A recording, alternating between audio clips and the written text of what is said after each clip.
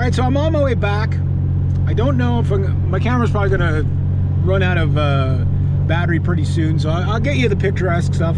So you won't see any trapping stuff today, and you probably won't see me driving my new car, my brand new 5th-hand car.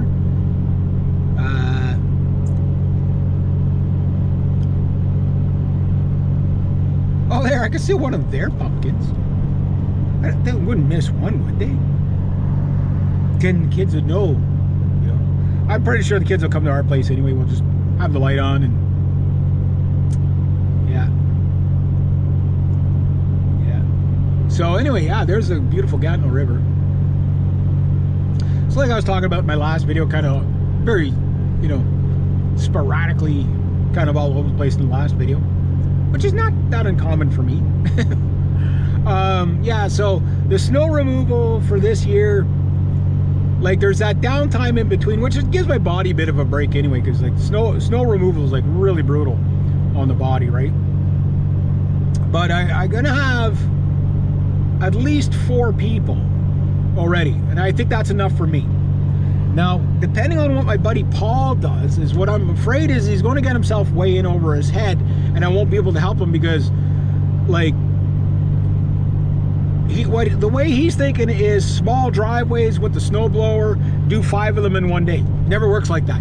Never, like, you get maybe 1 or 2 snowfalls, you can do that, and then there's the, oh, well, while you're here, the roof let go on the side of the garage, and I need that cleared.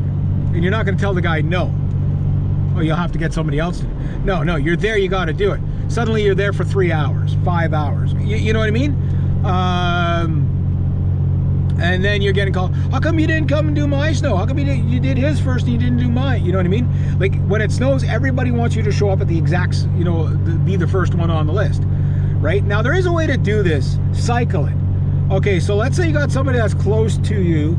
Okay, you're like, I'll hit that guy first, then I'll hit the further guy second, the third, you know, like whatever. That's fine. Do it that way the first time. The second time, do the far guy first and move your way in. Then the next time, take one of the middle guys or whatever. Yeah, it's a little bit of extra arson around for you driving wise, but that way you're randomly, somebody's getting to go first, so it's more random rather than the one guy always gets done first or whatever. Now, if you have 4 clients, like for example, it takes me about 2 days to do a roof, typically. You know, you're looking at 7 to 14 hours per day to do a roof. That is so hard on the body. Try to do that every day, you know, for a week. Yeah, no, you're gonna, like, my rotator cuff is going, my back is going, my knees are going, you know what I mean? Like, yeah, I need money for the winter, don't get me wrong, but like, I know my limit too, right? So I don't want to get too gung-ho. Oh, look at this big float coming up, big D. See, he's got a big D. Taking a shovel. That's quite the hill to be taking a shovel up. So anyhow, what was I going to say? Yeah, so you don't want to get too far ahead of yourself. Yeah, you want the money, but you have to like really have a good understanding with your clients that you might be stuck in your driveway until we get to it, right? Like it's like we're not doing the plow stuff. We're doing the stuff the plow guy won't do, right? The plow guy doesn't get out of the truck and shovel. It's not worth it for him to do that, right? He just plows. That's all he does.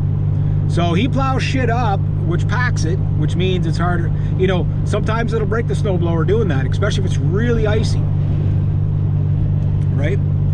So like snow removal stuff in the city, you got yourself a snowblower and a means to move that snowblower around, like a little trailer or something. Man, you're laughing because all the driveways are really small, right? And you just got to make sure you don't put it on the neighbor's driveway. That's all, right? Sometimes that's hard to do, but you can do a driveway in about 5-10 minutes, maybe 15 minutes. Okay, fine, right? But if you're like, up here, like the driveways aren't small. You know, like you got to clear enough area to like move around and stuff like that. So there's all that stuff. Now, one of my clients, where I cut the grass, they want like a little kind of like trail, right? So basically I got to take the John Deere 2210, drive it in reverse with the plow, with the snowblower, in around the 5 acres of field. So like I'll probably have to do like maybe about a laneway wide. So I'm looking at about 4 or 5 hours probably just to do all that. I can't remember what it took my old coworker to do it. Like we'd be there like 5-6 hours just shoveling, and you know, using the snowblower or whatever. But we had 2 properties to do. This one is just the 1 property. Well, maybe I might have the 2. We'll see, right? But the point is that I don't know how long it's going to take me, so that might take up my day. So if my buddy needs me, like I gotta let him know, like, you know, like my clients are gonna come first, right? And I'm trying to get as independent as I can. Not that I don't like working with my buddy, I absolutely do. I love working with my buddy, but I like setting up my own clients, because I get clients, like I have one client that's kind of his client that he just pays me to help him, right?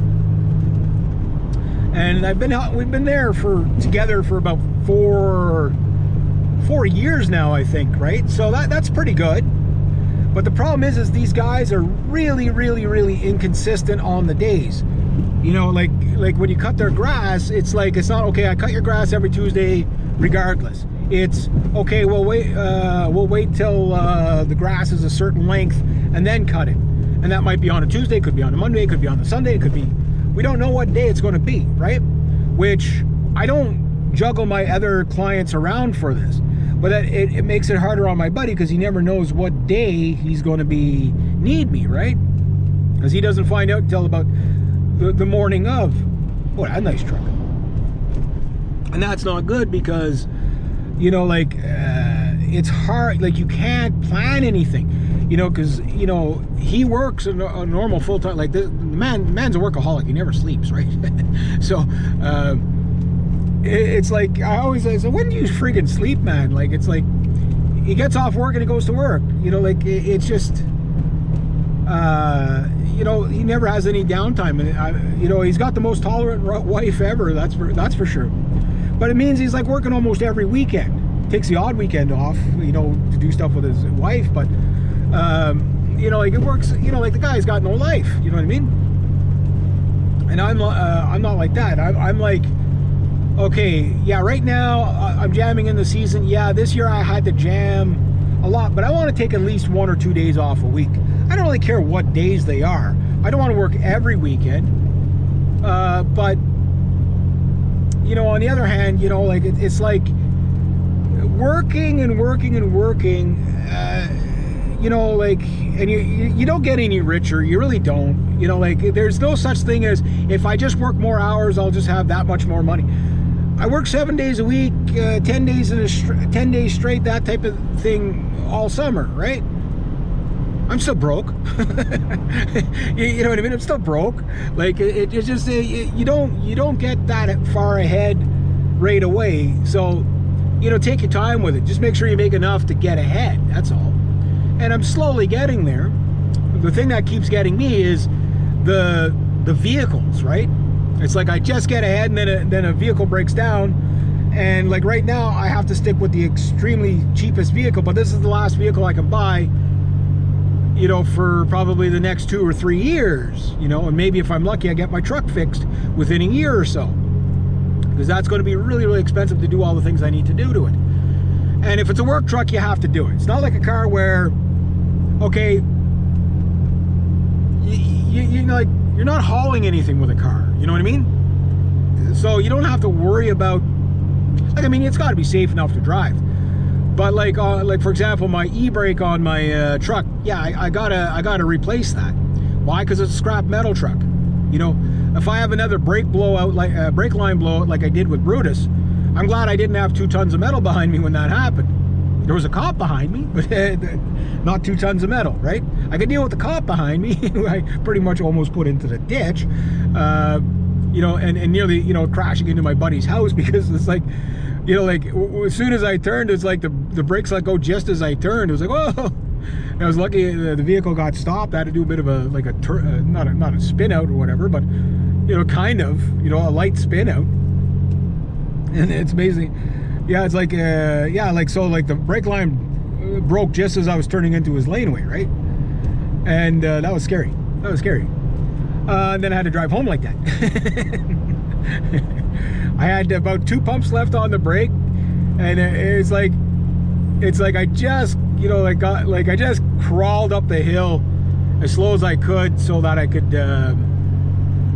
you know, not crash right into the house or something. Right? Yeah.